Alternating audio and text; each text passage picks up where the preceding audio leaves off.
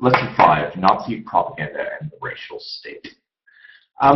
Propaganda was central, of course, to aligning the people of Germany with the Nazi goals and ideology after the takeover of power. And in this sense, one of the most important Nazis emerges as very influential from the outright. His name is Joseph Goebbels. He becomes Minister of Popular Enlightenment and Propaganda from March of 1933 forward. He brings all radio broadcasting under Nazi control, and he will soon gain control of the press, the cinema, the theater, literature, and art. And he will actually, interestingly enough, boast in the 1937 speech about the Jewification, if you will, of the German arts, theater, cinema, and culture. Goebbels basically believes that no citizen of the Third Reich should feel like a private citizen, and he makes massive efforts to urge the public to work for the common good and take part in activity to strengthen their identification with the regime. Some of Goebbels' early, some of the things that Nazi propaganda and Nazi expression influences for all German is the use of the Heil Hitler greeting to greet each other on the street. And this is something that was formally not done amongst Nazi party members, but after the regime took power, it was commonplace and expected as standard for people to greet themselves on the street with Heil Hitler. The wearing of militaristic uniforms for government officials will become mandatory in the mid-1930s forward, and this sort of idea that all German state is coordinated together becomes central for Nazi propaganda. Aspects of propaganda extend down to the youth. Of course, a large part of it, though not necessarily under Goebbels, was the fact that people should be bred to be loyal Nazis from birth. And the Hitler Youth and their associated boys and girls organizations will play a fundamental role in that. And by 1939, 9 million members comprise the Hitler Youth. And this is both on the male and the female organizations. The League of German Girls, for instance. And the aim of this, of course, was number one, to breed loyal Nazis, people who are loyal fanatically to the causes and ideology of National Socialism, but more particularly, of course, to Hitler himself. And then, by extension, creating people who are subservient to Hitler and the state of Germany. Education is emphasized. Propaganda trickles down from the top to influence all sorts of education. Now, this was done rather in a sloppy fashion. Education is not, I suppose, completely and thoroughly logically organized, but it is certainly emphasized in Germany that a new syllabus that puts emphasis on certain things would be promoted. And to that end, Jewish teachers are dismissed. Religious studies is marginalized in favor of extra PE, ostensibly to create strong and athletic people who would become good soldiers. History is concentrated rather on global history or the history of other countries, but on the stab in the back theory, and is peppered with warnings about the growth and the cancer that is communism. Boys are trained to be soldiers in the Hitler Youth. Girls are taught to be loyal and prolific mothers in the League of German Girls. The Adolf Hitler schools, for those chosen to be the leaders of the future, they would be sent to specifically designed Adolf Hitler schools to be trained in leadership, and that leadership was primarily the leadership needed to be good soldiers in the field and good leaders or community organizers for National Socialist projects. Racial instruction becomes mandatory. Students were learned to identify from sight based on phony eugenics science, things like the sight of a Jew, what a person who's culturally and racially inferior looks like and how they behave. And this is mandatory, even though the instructions and the ability to sort of point that out were never laid clear. Teachers didn't really know how to teach it. It is certainly something that's integrated into schools from almost initially up until the very, very end. How effective was Nazi propaganda? And of course, I am fully aware that this is a very, very quick, broad sweep of the extent of Nazi propaganda, but Nazi propaganda, in terms of what we need to know, needs to highlight the fact that, it obviously enforced the racial stereotypes, which had an effect on people, which led to, eventually sort of the acquiescence towards some of the crimes of the regime, including the Holocaust. But what you have to understand is the effectiveness of Nazi propaganda is pretty interesting and pretty mixed. The Nazis were pretty aware that they couldn't automatically mobilize public opinion. That Hitler's coming to power wouldn't make everybody in Germany a loyal Nazi. So they spent a lot of time trying to track how much German public opinion had changed. And what they had found was quite interesting and very much telling of what we understand about Hitler's rule, how Germany was ruled, and the emphasis on this sort of notion of the cult of the Führer. That Nazi rule was generally popular, but certainly Hitler was much more popular than the Nazis themselves. Nazi propaganda, where research can tell us, was not necessarily transformational. In other words, very few Germans walked by horrific posters showing Jews stealing German girls and thought, well, time to become an anti-Semite now. But what it did do very effectively was reinforce messages that seemed to be happening in Germany. For instance, Nazi propaganda surrounding how well Germany's economy was doing was reinforced by the fact that lots of people had jobs. So propaganda helped people sort of settle on the viewpoint that life was significantly better, though interestingly enough, statistics prove that Germans weren't markedly better in terms of the bottom line, what's known as real wages, when between the best days of the Weimar Republic and the Nazi era. But the Nazis did create an image that it was that much better, and that was reinforced by propaganda. They did create a society where most people believed that they were working for the common good. They did have stunning foreign policy success, which was, of course, reinforced the messages that the Nazis were given in propaganda. And by 1939, sort of the claims that Hitler was all-knowing, a man destined to make Germany great again, rang pretty true, as by 1939, even before the war had begun, Germany had really assumed its mantle again as a world power. Therefore, Hitler becomes the focus of an intense personal loyalty for redeeming Germany, and this is something that is very much enforced by Nazi propaganda. Now, propaganda has some of its most devastating effects when we consider what the propaganda surrounding the racial state would be. The Nazis were very much concerned not with making a new state, but defining, not with only making a new state, but defining this new state in racial terms. They wanted to have a purified Aryan race, and the Nazis supported, therefore, eugenics, which is sort of the understanding of the difference of the races, and euthanasia, which is the forcible killing of individuals who do not necessarily fit the new racial state that they were creating. Many Germans believe the criteria for euthanasia should be whether or not the individual was of value to the community, and this is something, of course, very much enforced in Nazi propaganda.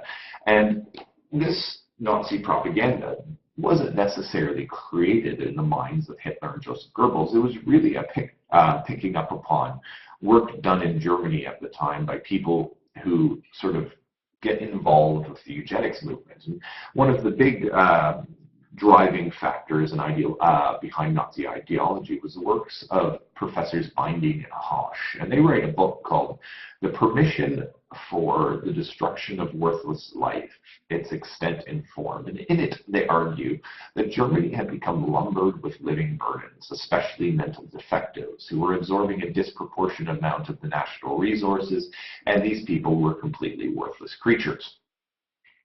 Therefore, a natural flowing out of this, not naturally, but Hitler, a man of deep personal ideology and drivenness, becomes to believe that it was, quote, a waste to maintain the weak at the expense of the healthy, and doing this was breeding the weak and killing off the strong. After 1933, doctors, scientists, and academics begin to adjust to the new Nazi political reality. And many of these people work with the government along the lines that the Führer is indicating to fight against the degeneration of the German race. These people voluntarily offer courses on race and eugenics to teachers, nurses, and civil servants. They will try to provide quote, a precise definition of the groups dangerous to society. And of course, we know any attempt at eugenics is, well, at its base, racially motivated, and B, impossible when you consider the intermixing of humanity. The Germans will launch in July of 1933 the law for the prevention of offspring with hereditary diseases. This is really the first step towards the building of the racial state, the protection of the Aryan German. What this does in this law is it makes sterilization compulsory for anyone suffering from hereditary diseases and or open-mindedly deemed to be mentally or physically unfit. And people that fit the broad categories that were formed in this initial law included the feeble-minded, people who were schizophrenic, epileptic, blind, deaf, had some sort of physical deformity, or suffered from alcoholism. The handicapped could themselves apply for sterilization, but the application could be made for them, in fact, by doctors, directors of workhouses or mental facilities, homes, if you will, prisons, or hospitals. And what we have as a result of this law is that the Nazis will set up what are known as hereditary health courts. There are 220 of these in total.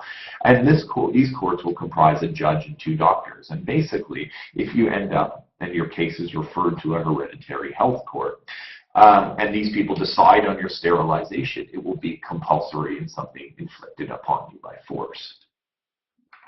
The hereditary health courts don't really get cracking. In other words, they're made in the law of 1933, but as we know, these things take a long time to finally become practicable. And by 1934, they're up and running. In the first year alone, there are 400,000 denunciations for compulsory sterilization. And these courts obviously become overloaded. By the end of it all, there are 250,000 cases settled in Nazi Germany. 80% of these will result in compulsory sterilization, and most of these people will be what are deemed as the feeble-minded. And these people are diagnosed specifically on an intelligence test designed by the Nazis, which, let's just say, wasn't tested by empirical science or fact. It was something created by Nazi civil servants for the people with also very little knowledge and understanding about mental illness. Castration is another thing that was also authorized. The Nazis will put castration forward as a punishment for sex offenders. So the euthanasia, eugenics projects in Nazi Germany start right away. What you also have is the Nazis encouraging positive eugenics. In other words, financial incentives are given to parents who produce more children or national comrades. German mothers are rewarded for having large families. Something known as the Mother's Cross was received, and you could have different levels of the Mother's Cross. This is based on, interestingly enough, the Iron Cross, which is a German's medal for bravery, something that had been a Prussian medal, and really something given to Germans for hundreds of years. And let's take Hitler, for instance. He won the Iron Cross second class, which is equivalent to the silver, for his wartime bravery. The German mothers who produced a lot of children would get the Mother's Cross: gold if you had 8 or more children, silver for 6 or more, and bronze for 4 or more. Contraceptives, as such, because of the sort of need to produce purified Germans, Aryans, and a lot of them were restricted. The ability to buy contraceptives were restricted, even with prescription, and information about contraception was basically removed from school curriculum, doctors' offices, et cetera, et cetera. So the Germans really encouraged both, with incentives such as the Mother Cross and also by disinformation, the propagation of German society and the birthing of many, many Aryan children. What comes next is the law for the protection of hereditary health of the German nation. This law takes what was the 1933 law and takes it a step further. This will prohibit the marriage of an intermarriage of people who have, quote unquote, mental derangement or hereditary diseases. Hitler is keen to go further than this and will introduce a euthanasia program, and wants to introduce a euthanasia program, but at this time, especially early on in his reign, he's worried about opposition from the Catholic Church in 1934. He believes war potentially would create the necessary conditions to ensure euthanasia happens, but he would be limited until this time by opposition, such as the Catholic opposition to taking human life, to such death. So he sort of backs off his euthanasia project, though he talks about his want on several recorded occasions to go this far, but of course never does make the order.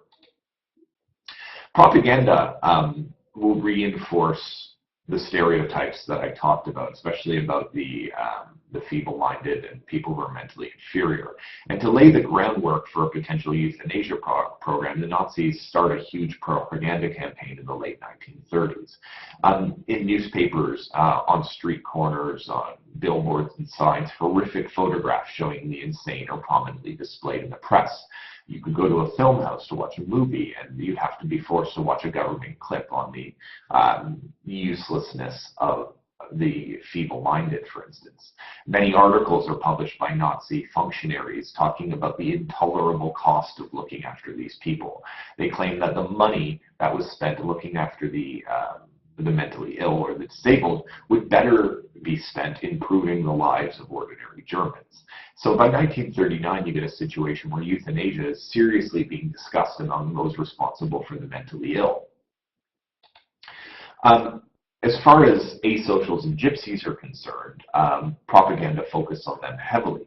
These people tend to be lumped in with the aforementioned categories. Now, beggars, alcoholics, habitual criminals, homosexuals, anyone with these labels can be taken into protective custody, and many of these people, according to the laws that were mentioned before, including the one for the hereditary protection of the German people, meant that a lot of these people were forcibly sterilized. 30,000 German gypsies were targeted. These people were treated as social outcasts. Germans had a lot of difficulty defining gypsies, and in fact, the Nazis will create a research unit to classify who are the German gypsies. And the piece of propaganda on the right is one of the products of that research unit. So by 1939, you have a situation where there are tens of thousands of gypsies in special concentration camps. And as we know, these people will find themselves the victims of the Holocaust as well. So what is the point of all of this? Well, of course, you need to understand, A, that Germany aimed at and put steps towards creating the racial state almost from the get-go. They didn't go as far as euthanasia, but certainly the idea of killing people for the betterment of the German state in this respect was very much talked about in the Nazi hierarchy, very much sort of a stepping stone towards the later atrocities that they would commit. But it also helps us clarify the question, what was Hitler in complete command of the Third Reich? Of course, propaganda would have you believe that Hitler was a far-seeing man of genius. He was brilliantly steering the ship towards national greatness, and we know this not to be totally true. Hitler takes some strategic decisions. His subordinates will hammer out the details. But we do know that Hitler lacked a firmness of purpose. Number one, create a racial state. Number two, rid the world of Bolshevism. And three, find a solution to what he saw as the Jewish problem, which is linked with that Bolshevism. What does this tell us? Number one, his immense personal popularity, largely reinforced by propaganda, leaves him in a position after 1933 to translate his ideology into reality. He is determined to create a new racial and social order. And given these views and his power and his real unassailability, the situation for Germany's 500,000 Jews was unlikely to be very, very pleasant.